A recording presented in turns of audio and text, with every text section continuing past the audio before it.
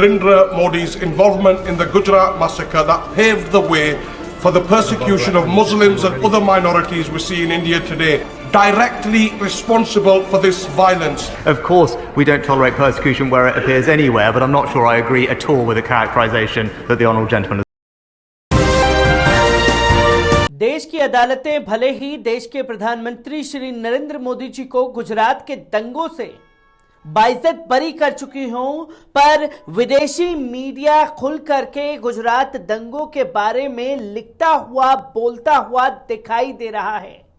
और इसी पर बीबीसी ब्रिटेन ने एक डॉक्यूमेंट्री तैयार की और डॉक्यूमेंट्री का नाम रखा दी मोदी क्वेश्चन, जिसमें मोदी जी की जर्नी को शुरू से और अब तक की जर्नी को दिखाया गया, जो कि 2 पार्ट में डॉक्यूमेंट्री जो है वो पब्लिक डोमेन में रखी गई, जो कि 17 जनवरी को पहली डॉक्यूमेंट्री आई और 24 जनवरी को अब दूसरी डॉक्यूमेंट्री आएगी। जहां 17 जनवरी को ये डॉक्यूमेंट्री रखी गई तो दुनिया भर में बवाल मच गया और पूरी की पूरी भारतीय जनता पार्टी यानी कि केंद्र की मोदी सरकार तिलमिला उठी है। जहां गुजरात दंगों के लिए प्रधानमंत्री नरेंद्र मोदी जी को पूरी तरीके से दोषी करार देता हुआ विदेशी मीडिया नजर आया है।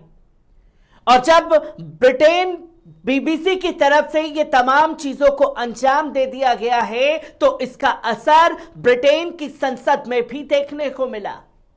किस तरीके से बवाल ब्रिटेन की संसद में मचा है, पहले इस पर नजर डालिए। BBC revealed the Foreign Office knew the extent of Narendra Modi's involvement in the Gujarat massacre that paved the way for the persecution of Muslims and other minorities we see in India today, with senior diplomats reporting that the massacre could not have taken place without a climate of impunity created by Modi, and that he was, in the FCO's own words, directly responsible for this violence. Given that hundreds were brutally killed and that families across India and the world, including here in the UK, are still without justice, does the Prime Minister agree with his diplomats in the Foreign Office that Modi was directly responsible? And just what more does the Foreign Office know of his involvement in this grave act of ethnic cleansing?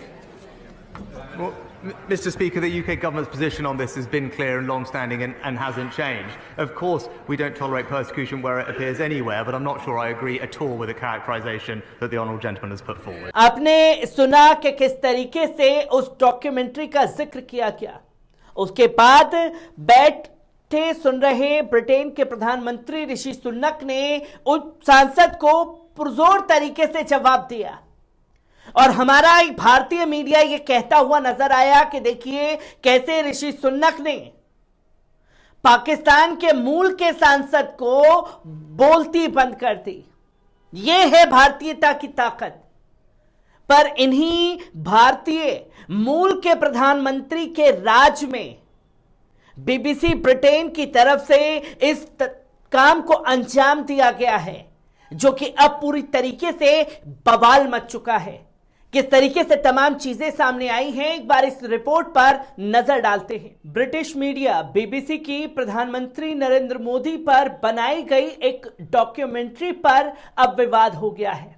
इस documentary में 2002 गुजरात दंगों को लेकर कई विवादित दावे किए गए हैं। बीबीसी की इस डॉक्यूमेंट्री का नाम इंडिया दी मोदी क्वेश्चन है। इस सीरीज पर विवाद बढ़ने के बाद ब्रिटिश प्रधानमंत्री ऋषि सुनक ने खुद सफाई दी और इस पर पल्ला झाड़ते हुए दिखाई दिए। वहीं भारतीय विदेश मंत्रालय ने भी तीखी प्रतिक्रिया देते हुए बीबीसी की इस डॉक्यूमेंट्री को प्रोपागेंडा का हिस्सा करार दे दिया है। विदेश मंत्रालय के प्रवक्ता अरिंदम बागची ने कहा कि इसमें पूर्वग्रह वस्तुनिष्ठता की कमी और औपनिवेशिक मानसिकता स्पष्ट रूप से झलकती है। ब्रिटिश संसद में सांसद इमरान हुसैन ने बीबीसी की इस डॉक्यूमेंट्री और पीएम मोदी पर लगाए गए झूठे आरोपों को लेकर ब्रिटिश प्रधानमंत्री ऋषि सुनक से उनके विचार पूछे थे। इसके जवाब में सुनक ने कहा कि वे ऐसे चरित्र चित्रण से सहमत नहीं हैं। ब्रिटेन के प्रधानमंत्री बनने के बाद ऋषि सुनक और पीएम मोदी की पहली मुलाकात इंडोनेशिया के बाली में G20 सम्मेलन के दौरान हो चुकी है।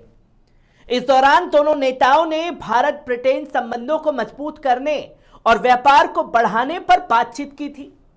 ऋषि सुनक शुरू से ही भारत के साथ अच्छे संबंधों के पक्षकार रहे हैं। ऐसे में वे एक डॉक्यूमेंट्री के आधार पर दोनों देशों के संबंधों को खराब करना नहीं चाहेंगे। भारत ने 2002 के गुजरात दंगों पर बने बीबीसी की डॉक्यूमेंट्री को दुष्प्रचार का हिस्सा बताया। भारतीय विदेश मंत्रालय ने साफ तौर पर कहा कि इसमें निष्पक्षता की कमी साफ तौर पर झलकती है और यह औपनिवेशिक मानसिकता स्पष्ट रूप से झलकती है। विदेश मंत्रालय के प्रवक्ता रणधीर बागची की ये एक झूठे नैरेटिव को आगे बढ़ाने के लिए दुष्प्रचार का एक हिस्सा है। उन्होंने ये भी कहा, यह हमें इस कवायद के उद्देश्य और इसके पीछे के एजेंडे के बारे में सोचने पर मजबूर करता है।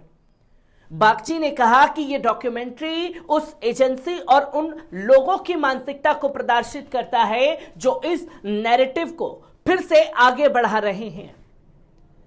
बीबीसी ने इस सीरीज के डिस्क्रिप्शन में कहा गया है कि भारतीय प्रधानमंत्री श्री नरेंद्र मोदी जी और भारत के मुस्लिम अल्पसंख्यकों के बीच तनाव पर एक नजर, 2002 के गुजरात दंगों में उनकी भूमिका के दावों की जांच जिसमें 1000 से अधिक लोग मारे गए। इस डॉक्यूमेंट्री का भारत ही नहीं बल्कि ब्रिटेन में भी जमकर के विरोध किया जा रहा है।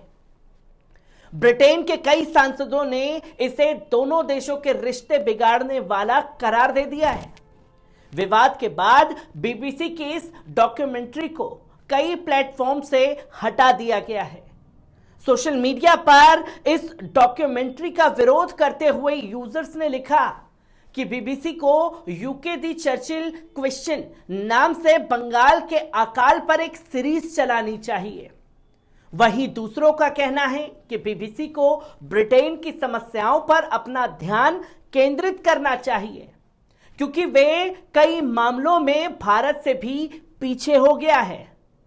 एक अन्य ने साफ तौर पर लिखा कि भारतीय अपनी सभी समस्याओं से ज्यादा जिस चीज से नफरत करते हैं वे है बाहरी लोगों के जरिए बताई जा रही चीजें, खासकर अतीत के उपनिवेशवादियों के द्वारा।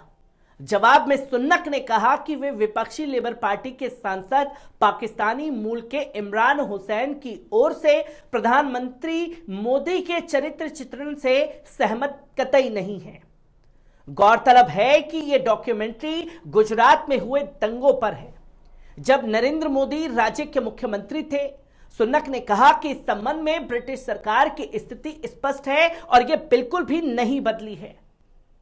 ब्रिटेन की संसद में यह मुद्दा पाकिस्तानी मूल के सांसद ने उठाया और इस पर ऋषि सुन्नक के विचार पूछे गए थे।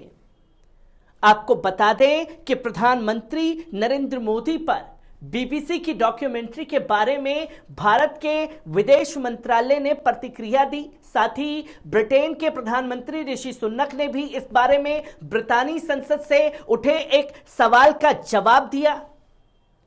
बीबीसी ने इस डॉक्यूमेंट्री को 2 एपिसोड की एक डॉक्यूमेंट्री बनाई है जिसका नाम लिखा है इंडिया द मोदी क्वेश्चन। इसका पहला एपिसोड 17 जनवरी को ब्रिटेन में प्रसारित हो चुका है। अगला एपिसोड 24 जनवरी को प्रसारित होने जा रहा है।